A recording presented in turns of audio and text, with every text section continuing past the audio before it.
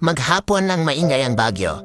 Ang lakas ng hangin, parang hinahampas ang bawat sulok ng kabahayan. Yung ulan, hindi basta ulan, parang buhos na walang tigil, parang pilit binabago ang takbo ng araw namin. At kahit pasabay-sabay naming sinasabing kaya pa, ramdam namin yung bigat sa loob. Pero habang ganun ang paligid, bigla namin naisip gumawa ng saludsod. Hindi dahil gutom kami, kundi dahil gusto namin makahanap ng kahit maliit na saya sa gitna ng mabigat na pakiramdam. Habang inihahanda namin ang harina, may tawanan may biruan, may sigawan, may kulit. Pero sa likod ng bawat ngiti, may mga mata pa rin na alam kong may hinahawakang lungkot. Hindi man namin sinasabi, pero kitang-kita. Yung isa namin kasama na papangiti, pero may pahabol na buntong hininga. Yung isa naman nakikipagkulitan, pero mapapansin mong minsan tumitigil. Napapatingin lang sa labas. Parang may iniisip.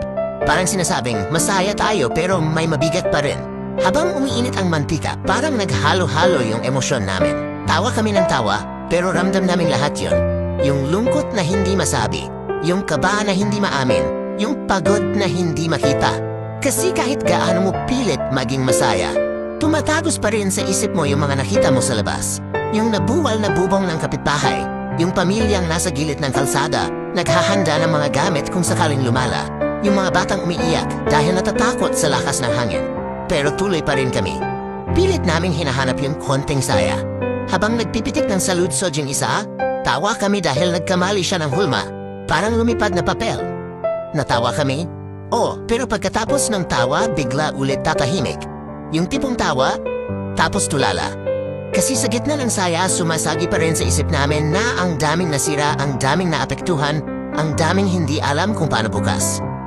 Habang isa-isa naming inilalagay yung saludsod sa mesa, napuno yung bahay ng amoy na masarap at pamilyar. Pero may halong lamig pa rin sa hangin. Hindi dahil malamig ang panahon, kundi dahil may mga iniisip kami na hindi mabigkas. May mga tanong na hindi masagot. Kailan kaya tatahimik ang hangin? Kumusta na kaya yung mga kapitbahay na di namin nakikita? Kaya habang kumakain kami, masaya at maingay ang bibig. Pero mabigat ang isip. Tawa kami ng tawa, pero pag tahimik, sabay-sabay kaming napapabuntong hininga. Minsan napapapatitig na lang kami sa plato, hindi dahil gutom, kundi dahil naglalaban yung saya at lungkot sa loob. At doon ko nakita kung gaano katotoo ang araw na ito. Kasi hindi lahat ng masaya talaga. Minsan may lungkot sa likod-kod ng bawat ngiti. Minsan may iniisip ka pa rin kahit pilit mong pinapalitan ng tawa. Pero sa kabila ng lahat, sa dami ng takot at pangamba, pinili pa rin naming maging masaya kahit kaunti. Pinili naming magluto, magkasama, magsalo dahil kahit may bagyo sa labas at kahit may bagyo rin sa isip namin, mas madali kapag hindi mo mag-isa. Totoo, masaya kami habang nagluluto. Pero totoo rin na may mga moment na biglang bumibigat ang dibdib. May saya sa paligid, pero may lungkot sa puso. Parang ulan at araw na sabay nagtatagpo.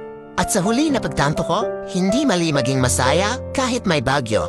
Pero hindi rin mali maramdaman yung lungkot na dala nito. Kasi minsan, doon mo nalalaman na tao ka, nagtotoo ka, na totoo yung nararamdaman mo. Kaya ngayong araw na to, nagluto kami ng saludsod, hindi lang bilang merienda, kundi bilang paalala na kahit sabay ang saya at lungkot, basta magkakasama kami, kakayanin namin.